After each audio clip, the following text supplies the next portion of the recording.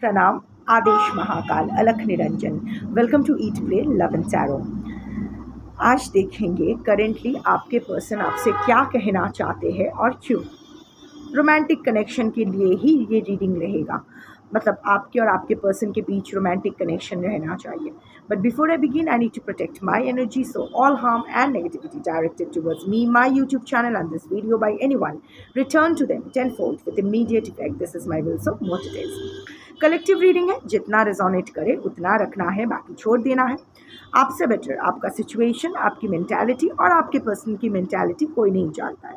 सो वो दिमाग में रखते हुए प्रैक्टिकल होकर रीडिंग देखिएगा। हर एनर्जी आपके लिए हो, हर कार्ड आपके लिए हो, ज़रूरी नहीं है।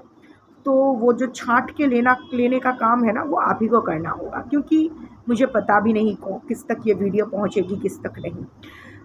और वैसे भी कलेक्टिव रीडिंग में पर्सनल एनर्जी पिक नहीं होती है, तो जिसके साथ रेजोनेट होती है वो ही देख लो। टाइमलेस रीडिंग है, कोई भी रीडिंग किसी भी रीडिंग का कंटिन्यूएशन नहीं है, क्योंकि हर रीडिंग में अलग कलेक्टिव्स होते हैं, तो रीडिंग की एनर्जी भी अलग ही होती है एक दूसरे से। सेम टॉपिक पे अगर कॉन्ट्राडिक्टरी रीडिंग्स आती है, जिससे ज़्यादा रेजोनेट करो वो वाला रखो, बाकी जाने दो। किसी भी gender, जोडियाक, religion and sexual orientation के लोग देख सकते हो। Like I mention, this reading is for all types of romantic relationships and for all types of situations. पहले 3 cards and the bottom of the deck लेते हैं, ये देखने के लिए कि करेंटली आपके पर्सन आपसे क्या कहना चाहते हैं। एनर्जी ओनली पिक्स एनर्जी, सो अगर कार्ड्स को पिक करना होगा तो आपकी एनर्जी पिक होगी अमंग कलेक्टिव मेजॉरिटीज एनर्जी। आप जिसको अपना पर्सन मान के ये रीडिंग देखेंगे, उसकी energy via your energy will be picked among collective majorities persons energy. So देखते हैं करेंटली आपके पर्सन आपसे क्या कहना चाहते हैं। 3 cards and the bottom of the deck.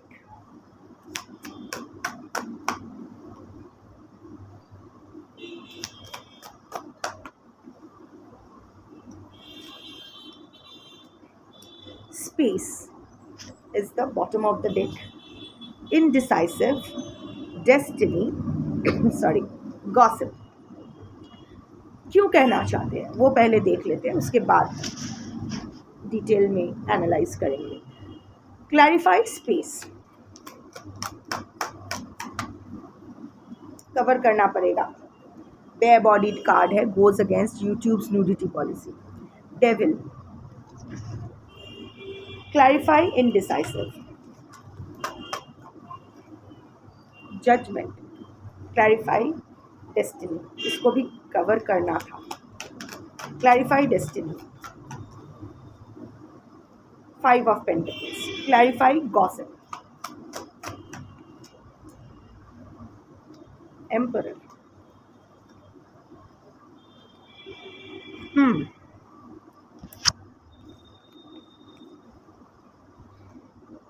Space आया है, डेविल कार्ड, स्पेस आया है।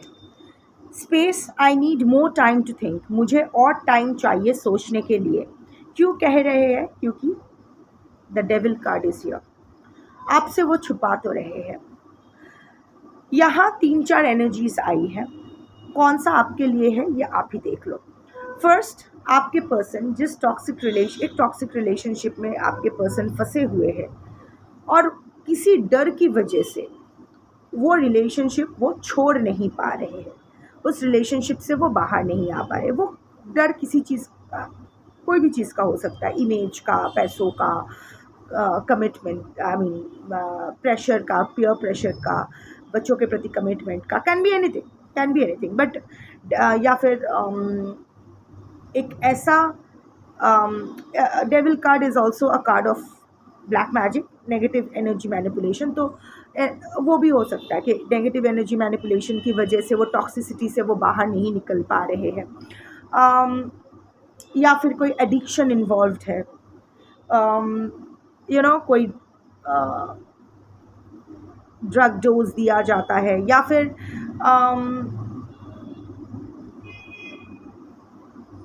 Something, there is some fear. एक तो वो टॉक्सिक रिलेशनशिप छोड़ नहीं पा रहे, and there is some fear that is acting behind it. Even energy, negative energy manipulation ये ना दिमाग के साथ खेलते हैं।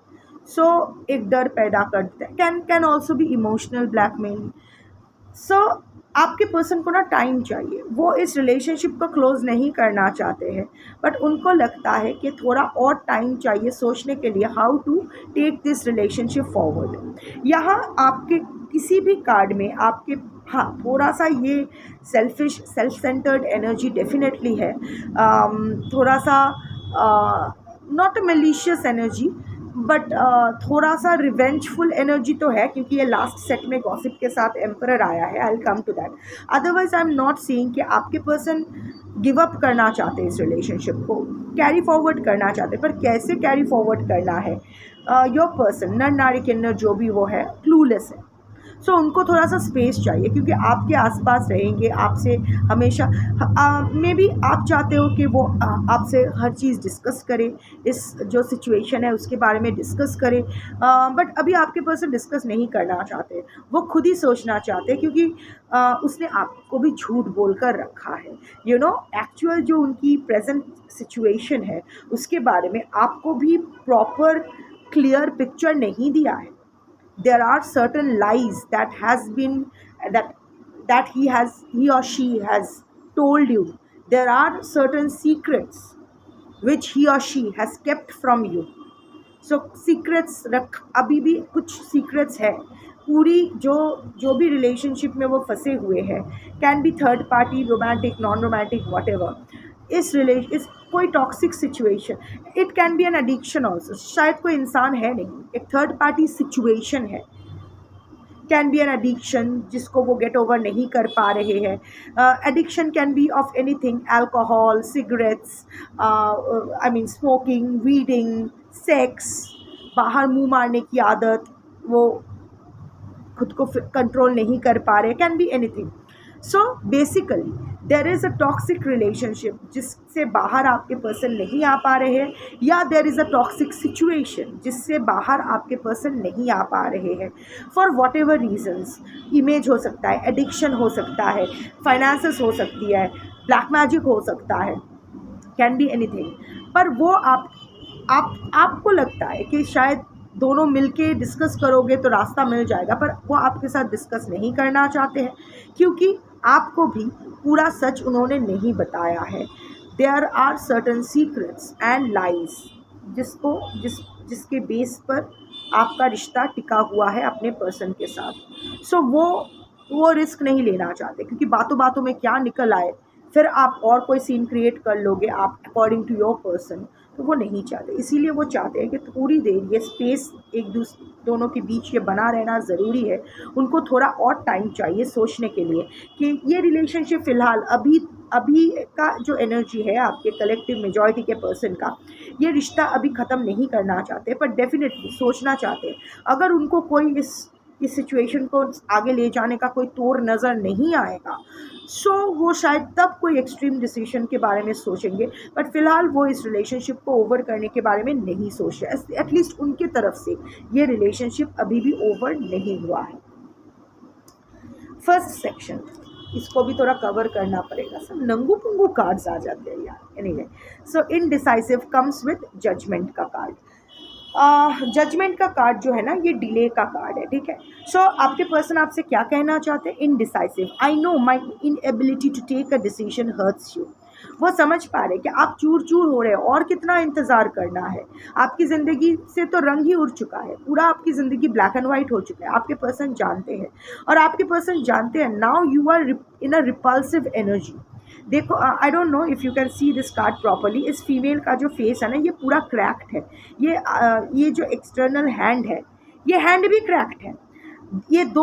ये हाथ अगर इसके गाल पे लग जाए ना, दोनों ही चूर चूर हो जाए। सो बेसिकली आप अगर सोच रहे हो कि सिर्फ आप ही टूट रहे हो, ऐसा नहीं है, आपके पर्सन भी टूट रहे हैं। And it's such a you know क्या कहते हैं उसको, फ्रेजाइल कंडीशन, कि आपके पर्सन जानते हैं ये हाथ इसके गाल पे लगे या गाल इसके हाथ पे लगे, डजेंट मैटर, चोट दोनों को ही लगेगी, चोट दोनों को ही लग रहा है। यू नो, पैर तलवार पे पड़े या तलवार पैर पर पड़े, कटता तो पैर ही है। सो वो जानते हैं कि अल्टीमेटली दिल दुखेगा। सो अल्टीमेटली दोनों ही हर्ट हो, और आपके पर्सन जानते हैं आप थोड़ा ज़्यादा हर्ट हो। इंतज़ार कर करके आपकी ज़िंदगी तो में से तो रंग ही उड़ गया है, it has turn black and white. You are having trust issues now, you are seeing the world in black and white. आपके पर्सन के बारे में भी वही है, एक्सट्रीम सोच रहे हो, 0 to 100 इसके बीच कुछ नहीं है। आपने शायद कंडीशन भी ऐसा ही दे रखा है आपके पर्सन को कि इधर 100% मुझे दो या जाओ। सो वो भी एक सीन है जहाँ आपके पर्सन को थोड़ा सा चीज़ों को स्क्रीन प्ले अकॉर्डिंगली सोचना पड़ रहा है। पर आपके पर्सन जानते हैं कि उन एक्चुअली वो शायद बहुत बड़े डींगे हाँक के आए थे आपके पास, कि ये करना है, वो करना है, फलाना ढिमकाना, सपने बहुत दिखाए थे, प्रॉमिसेस बहुत किए थे, खुद को एक बहुत ही एक स्ट्रॉन्ग पर्सनैलिटी की तरह प्रेजेंट किए थे, नर नारी किन्नर जो भी उनका जेंडर हो, doesn't matter. But when it came to actually take action, intimate moments पे शायद बहुत खुद को हीरो या हीरोइन की तरह प्रेजेंट किए थे, but when it came to actually take action फुस हो गया। सो आपके पर्सन जानते हैं कि उनको जो डिसीजन एंड स्पेशली शायद आपके लिए कहीं उनको स्टैंड लेना था, आपका ह्यूमिलिएशन हो रहा था, पब्लिक ह्यूमिलिएशन हो रहा था, मे बी थर्ड पार्टी के हाथों या व्हाटएवर, तब आपके ब्लेम शिफ्टिंग, शायद आपके पर्सन सारा ब्लेम आप पर झाड़ दिया कि आप दोषी हो, आप नैगिंग हो, आप पीछे आए थे, व्हाटएवर इट इज़, और आपको सबके सामने अपना I mean everyone made fun of you, humiliated you. और आप जानते हो, आपके पर्सन जानते हैं कि उस मोमेंट उनका वो डिसीजन ना ले पाना, आपके लिए स्टैंड ना ले पाना, इसके बाद आपके नज़र से तो वो एकदम गिर ही गए हैं। तो वो जानते हैं, और वो अभी भी इनडिसाइसिव है, ऐसा नहीं है कि डिसीजन ले पाए हैं, अभी भी ये सोच रहे हैं। Air energy is very prominent. कभी कोई decision, a charmer for sure, but when it comes to take any kind of decision, अपना सेफ्टी देख लेते हैं, अपने सेफ्टी अनुसार डिसीजन लेते हैं। सी जजमेंट कार्ड आया है, judgment is a card of delay, ठीक है। सो ये बहुत ही एक प्रोक्रेस्टिनेशन की एनर्जी है, एयर एनर्जी का कार्ड है, एंड सैटर्न एंड लिब्रा का कार्ड है। That is the energy I am talking about. Tarot जो है, एनर्जी रीडिंग जो है, वो सोल की एनर्जी पिक करती है। So it has nothing to do with आपके मॉर्टल बॉडी का जो ज़ोडिएक ये वो है, वो तो हमारे पैदा होने के बाद बर्थ डेट अनुसार बनता है, उससे कुछ लेना देना नहीं है। I am talking about the energy. So yes, your person understands that he or she has made your life very difficult. आपके साथ न्याय वो नहीं कर पाए हैं, वो अवेकनिंग उनका हो रहा है। Also judgment is a card of renewal. तो लाइक आई सेड कि ऐसा नहीं है, अभी भी वो गिव अप नहीं किए हैं। एटलीस्ट आप कर चुके हो, नहीं कर चुके हो, वो आपकी बात है, पर आपके पर्सन अभी तक ये रिलेशनशिप को गिव अप नहीं किए हैं। इनफैक्ट कोई डिसीजन वो लेना चाहते हैं। It's a card of decision making also, but comes with indecisiveness. वो जानते हैं कि क्या डिसीजन उनको लेना चाहिए, सब जानते हैं, पर वो डिसीजन वो ले नहीं पा रहे, प्रोक्रेस्टिनेट कर रहे, आज नहीं तो कल, कल नहीं तो परसों, परसों नहीं तो तरसों। सो ये चल रहा है, और वो जानते हैं कि इट्स अ वेकअप कॉल कि this is the last time. अभी आप ज़्यादा देर नहीं रुकोगे, अभी भी वॉक अवे पूरी तरह से आप नहीं किए हो, अभी भी आप वो आस अभी तक बाकी है आपके मन में, बट और डिले किया आपके पर्सन ने तो ये टाई फिस हो जाना है ये रिश्ता। Not that your person is scared of losing you, क्योंकि कहीं ना कहीं आपके पर्सन को डिस्पाइट नोइंग दैट देर हो जाएगी तो शायद दरवाज़ा बंद हो जाएगी हमेशा के लिए, कहीं ना कहीं आपके पर्सन के मन में एक अजीब सा कॉन्फिडेंस है कि वो दरवाज़ा पूरी तरह से कभी बंद उनके लिए नहीं होगा। एनीवे, वैसे भी इनडिसाइसिव एनर्जी है, हाँ और ना के बीच ही वो ऑक्सिलरेट करते रहते हैं। सो जो डिसीजन आप चाहते हो कि वो ले, वो जानते हैं क्या डिसीजन लेना है, पर अभी तक वो डिसीजन नहीं ले पाए हैं, उनको और टाइम चाहिए। Destiny comes destiny, I am struggling to find the right path. मैं कोशिश कर रहा हूँ या कर रही हूँ सही रास्ता ढूंढने के लिए। Comes with 5 of pentacles. See, पूरे जो रीडिंग है यहाँ अब तक की जो रीडिंग है यहाँ दिखाई दे रहा है कि your person wants to take a decision, knows what decision to take, but is not being able to take a decision, therefore buying more time from you. वो जानते हैं कहीं ना कहीं, वो जानते हैं उनका डेस्टिनी आप ही के साथ है, आप तक उनको पहुंचना है, पर somehow or the other आप तक पहुंचने का रास्ता उनको नहीं मिल रहा है। मे बी अगर आप तक पहुंचने का रास्ता फाइनेंशियल लॉस होके आता है या कोई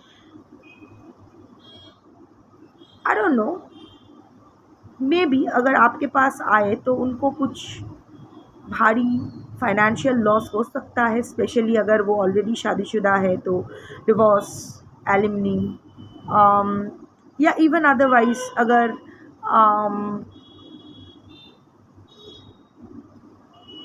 finances are involved in some way or the other, कुछ ना कुछ तो इन्वॉल्व है, फाइनेंसेस समवे और the other, but at the same also health is also involve. वो नहीं जानते हैं कि अभी योर पर्सन, उनका जो हेल्थ है ना वो बिगड़ रहा है, एंड इट्स विजिबल। अगर आप गौर से देख रहे हो तो आपको पता चलेगा your persons health is deteriorating in some form और the other, specially bone related issues, lower part of the body, can be prostrate, hernia, bone issues, perimenopausal issues, menopausal issues, reproductory system issues, can be anything, lower part of the body, especially walking, चलने फिरने में दिक्कत आना, due to pre-existing medical conditions, diabetes के वजह से, sir can be anything, but उनकी health affect हो रही है तो वो नहीं जानते हैं।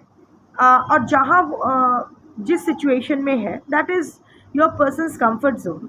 सो अभी जो चल रहा है चलने दो। यहाँ वो कैबिनेट रिशफल करने के लिए जो एनर्जी की ज़रूरत है वो एनर्जी अभी आपके पर्सन में और बचा नहीं है, या फिर there are financial losses involved, या फिर शायद it will mean losing someone to get someone. आपको पाने के लिए किसी को खोना पड़ेगा, किसी को leave out in the cold करना पड़ेगा, किसी को घर से निकाल देना पड़ेगा, तब जाके आपको घर पे लाना पड़ेगा। सो वो नहीं जानते हैं कि एग्जैक्टली ये जो परमुटेशन कॉम्बिनेशन है ये क्या करने से सबके साथ सही होगा, क्योंकि बेसिकली आपके पर्सन किसी के साथ भी गलत नहीं करना चाहते हैं। सो वो नहीं जानते हैं कि क्या। Also somewhere of the other एक एनर्जी ये भी आई है, एक चीज़ आप जान लो, हर कार्ड आपके लिए नहीं होगी, एक कार्ड के अगेंस्ट मल्टीपल एनर्जीज आ सकते हो, क्योंकि मल्टीपल लोग देख रहे हैं। तो कौन सी एनर्जी आपके लिए है, कौन सा कार्ड आपके लिए है, ये आप ही को छांट के लेनी पड़ेगी। Another reason, another energy that is coming, that is के you are now walking away. So some of the other आपके पर्सन जानते हैं कि अभी आपको बुलाने का भी कोई फ़ायदा नहीं है, वो बुला के थक गए हैं, आप वापस नहीं आओगे। सो आपको वापस बुलाने के लिए जो सही रास्ता है उनको अभी तक उनको नहीं मिल रहा है। एंड स्ट्रगलिंग यहाँ है, I am struggling to find the right way. मैं एक्चुअली स्ट्रगल कर रहा हूँ या कर रही हूँ तो सही रास्ता ढूंढने के लिए। We struggle when with something difficult. आपके पर्सन के लिए आपको छोड़ना भी डिफ़िकल्ट है, और प्री एग्जिस्टिंग जो सिचुएशन है वहाँ से निकलना भी डिफ़िकल्ट है। सो एक अजीब कश्मकश में आपके पर्सन फंसे हुए हैं, तो वो नहीं जानते एक डिसीजन। इट्स नॉट दैट कि आपके पर्सन कोई डिसीजन नहीं लेना चाहते हैं, बट जानते भी है, बट फट्टू इस किस्म के स्पाइनलेस क्रीप है। When it comes to take any stand for someone, खुद के लिए स्टैंड नहीं ले पाते तो आपके लिए या किसी और के लिए क्या लेंगे। Gossip comes with the emperor. I am afraid of what other people will think. Image conscious, मैंने पहले ही बोला था कि इमेज का सिचुएशन है। द एम्परर, ये इंसान अपना इमेज को लेके बहुत पॉजिटिव है। मुझे एक चीज़, ये जो डिसीजन वो लेना चाहते हैं, इस डिसीजन की जो नहीं ले पा रहे उसकी वजह ये भी है कि लोग क्या कहेंगे। उनको डर है कि लोग क्या कहेंगे। डेविल कार्ड, डर है लोग क्या कहेंगे। आई डोंट नो आप दोनों के बीच क्या रिलेशनशिप है। ये लोग थर्ड पार्टी भी हो सकता है। लाइक सपोज आप दोनों हस्बैंड वाइफ हो और थर्ड पार्टी क्या सोचेगा या सोचेगी, स्पेशली अगर third party non romantic relationship है, पेरेंट्स वॉटेवर, तो क्या सोचेंगे वो लोग। या फिर इवन अगर आपके साथ ऑलरेडी गलत कर चुके हैं, अभी वो सही करने, योर पर्सन प्रेजेंटेड हिमसेल्फ और herself as the emperor energy, एकदम सटीक। आप दोनों के बीच एज डिफरेंस हो सकता है। आप आई don't know who keeps a bed.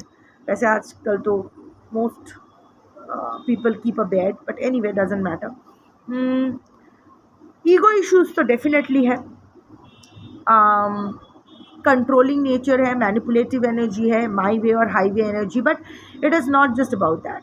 ये ना अपने आप को एक एम्परर एनर्जी में प्रोजेक्ट कर चुके हैं। ये काफ़ी वेल एस्टैब्लिश्ड है अपनी लाइफ में, ठाट बाट से रहते हैं, सम्मान के साथ रहते हैं, तो society looks up to him और हर। अपने आसपास के लोगों के बीच ये बहुत ही ज्ञानी इंसान की तरह खुद को प्रोजेक्ट करते हैं। सो अभी उस ज्ञानी इंसान के पॉटी में भी दुर्गंध है। ये व्हाट वो होता है ना कि ये एक्सेप्ट करना आपके पर्सन के लिए बहुत मुश्किल है, क्योंकि वो अपने आप को तो पता नहीं क्या समझते हैं। एम्परर एनर्जी है, सबसे ऊंचा समझते हैं। लाइक जैसे नॉर्मल इंसान तो है ही नहीं, ऑलमोस्ट भगवान है, decision maker. Also another energy is इसके जो भी रिस्पॉन्सिबिलिटीज़ है, specially there are a lot of responsibilities, there are a lot of dependence on him or her। तो उनको उनके साथ गलत ना हो जाए, उनको अगर छोड़ के आपके पास आते हैं तो लोग क्या कहेंगे। ऑल्सो ये लोग में ये एक एम्परर एनर्जी भी हो सकता है। दिस इज़ अनदर एनर्जी जिसके लिए जो है वो रखो।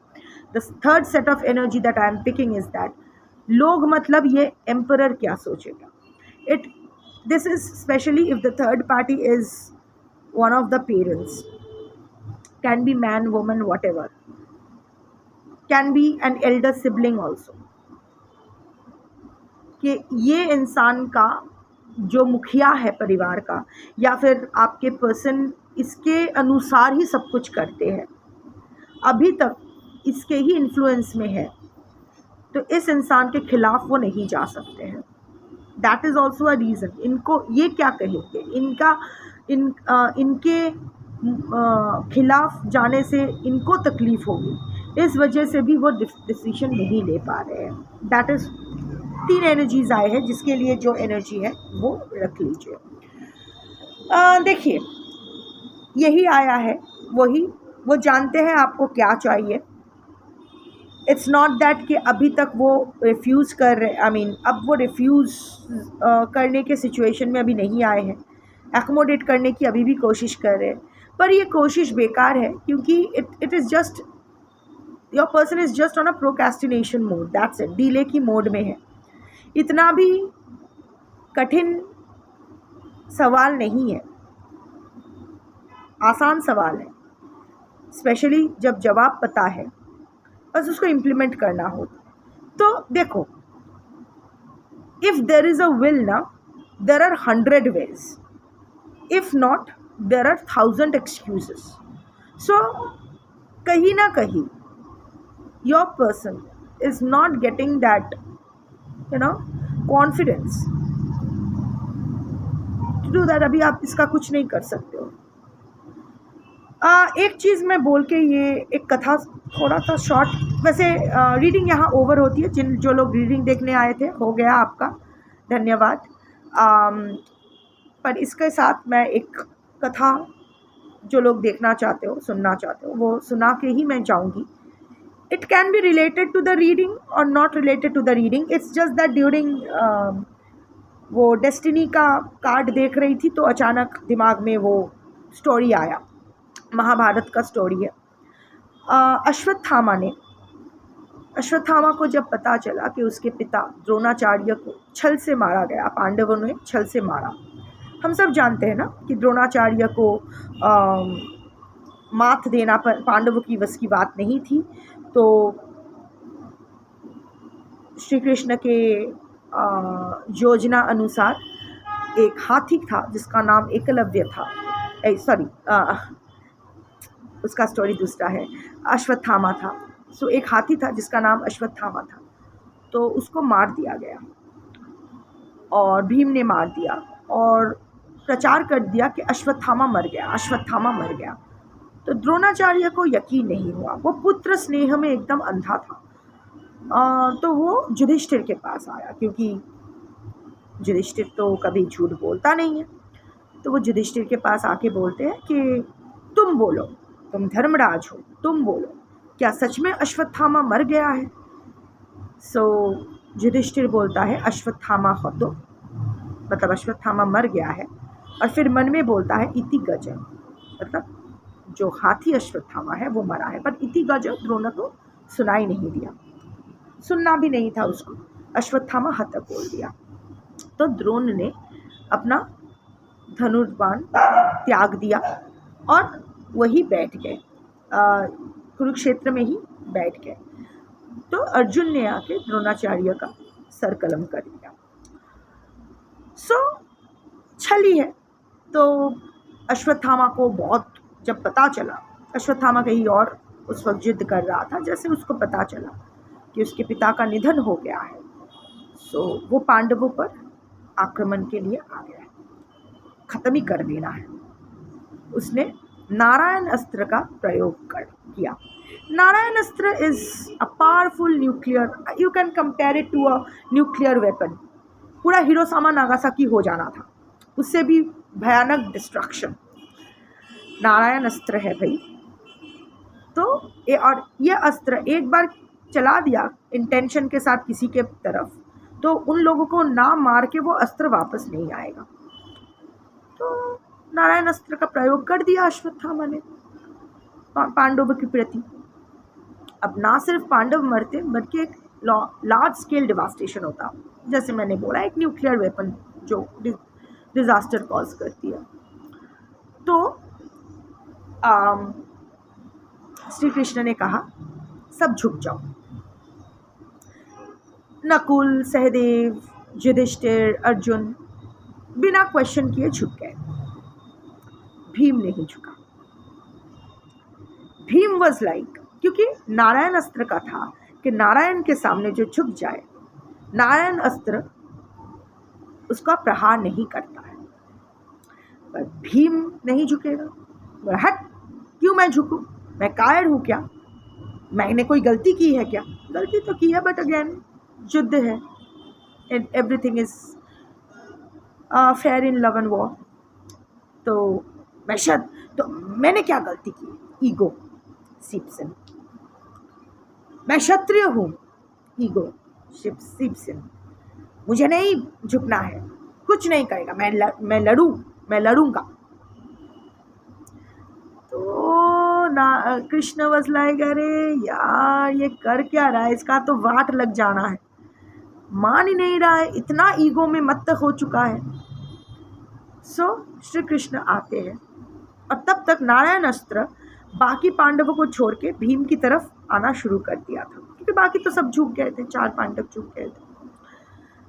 तो जैसे ही भीम के पास आ रहा है तो नारायण ने, कृष्ण ने एक जोर का थप्पड़ मारा भीम को और भीम नीचे गिर गया और वो नारायण अस्त्र वापस चला गया। सो यू नो, हमारा ईगो ना हमें झुकने नहीं देती है। जहां झुकना चाहिए हम नहीं झुकते हैं, और जहां नहीं झुकना चाहिए हम झुक जाते हैं। हाँ, ठीक है, सर, मैम। अपने ईगो के अनुसार वो काम करते हैं। जहाँ रुकना है, कहाँ रुकना है, कहाँ चलना है, सब उलट पलट कर देते हैं। जिस रिश्ते को संभालना है उसको तोड़ देते हैं, जिस रिश्ते को तोड़ना है उसको जकड़ के बैठे रहते हैं। इसीलिए तो ये डिवास्टेशन होता है, इसीलिए तो ये केओस होता है हमारे ज़िंदगी में। हिरोशिमा नागासाकी इसीलिए होता है, न्यूक्लियर वेपन का जो डिवास्टेशन है, हमारी ज़िंदगी डिवास्टेटेड हो जाते हैं इसीलिए, सिर्फ़ और सिर्फ क्योंकि हमारा ईगो हमें सटीक डिसीजन नहीं लेने देते हैं इसीलिए। सो क्या छोड़ना है और क्या पकड़ के रखना है, ये डिस्क्रिशन करना अगर कोई भी सीख जाए, चाहे वो आपके पर्सन हो, आप हो, थर्ड पार्टी हो, कोई भी हो, तो ज़िंदगी सरल हो जाएगी। आपके पर्सन तो नहीं ले पा रहे वो सही डिसीजन, ईगो के परे नहीं जा पा रहे, एम्परर एनर्जी, पर आप कोशिश कीजिए ये पकड़ के रखना। कहीं ना कहीं हमारा ईगो भी काम कर रहा है। We have been rejected, how dare someone reject us, how dare someone dispose us, how dare someone talk to us like that। बुरा लगा। यही अगर ये इंसान मर जाता ना तो हमें उतना बुरा नहीं लगता क्योंकि मर गया है, क्योंकि हमें त्याग के हमारे ऊपर किसी और को चूज़ किया है, हमारी फट रही है, और यही ईगो है। इसके बारे में सोचना है, इसको ही रेगुलेट करना है, बस इतनी सी बात है। प्रैक्टिस करो, हो जाएगा, और एक बार हो गया ना ज़िंदगी सरल हो जाएगी। शंभो।